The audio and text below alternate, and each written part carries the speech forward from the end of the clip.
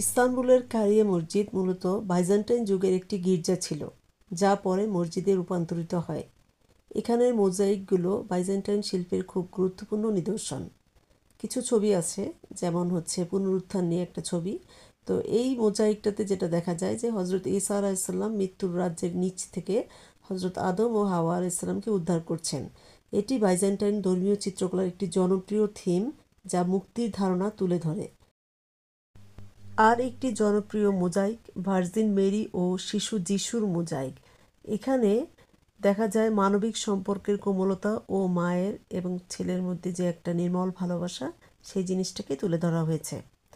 আরও একটা খুবই গুরুত্বপূর্ণ ছবি, সেটা হচ্ছে মিখায়েল ও গাব্রিয়েলের ছবি।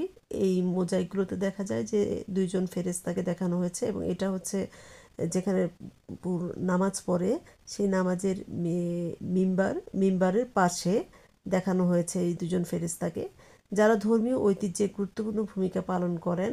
তাদের ধর্ম অনুযায়ী তাদের চেহারা ও পোশাকের বিস্তারিত শিল্পকর্ম খুব সূক্ষ্মভাবে তৈরি করা হয়েছে এখানে।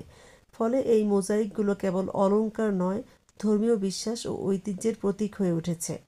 ওসমানীয়রা যখন ইস্তাম্বুল বিজয় করেছিল, তখন তারা সাথে সাথেই কিন্তু গির্জাকে মসজিদে রূপান্তরিত করেনি।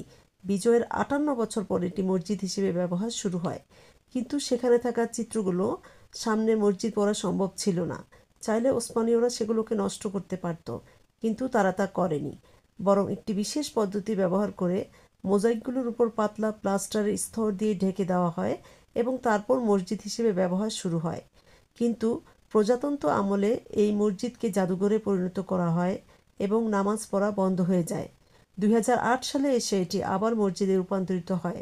তবে এবার মোজাইকগুলো ঢেকে না রেখে আয়া সোফিয়া মসজিদের মতো নামাজের সময় পর্দা টেনে ঢেকে রাখা হয়, এবং অন্য সময়গুলোতে সবার জন্য উন্মুক্ত রাখা হয়। ফলে এটি একই সাথে ইবাদত ও দর্শনার্থীদের জন্য ব্যবহার করা সম্ভব হয়েছে। ইস্তানবুলে যারা আসবেন, অবশ্যই এই মসজিদটাকে ভিজিট করার পরামর্শ থাকবে।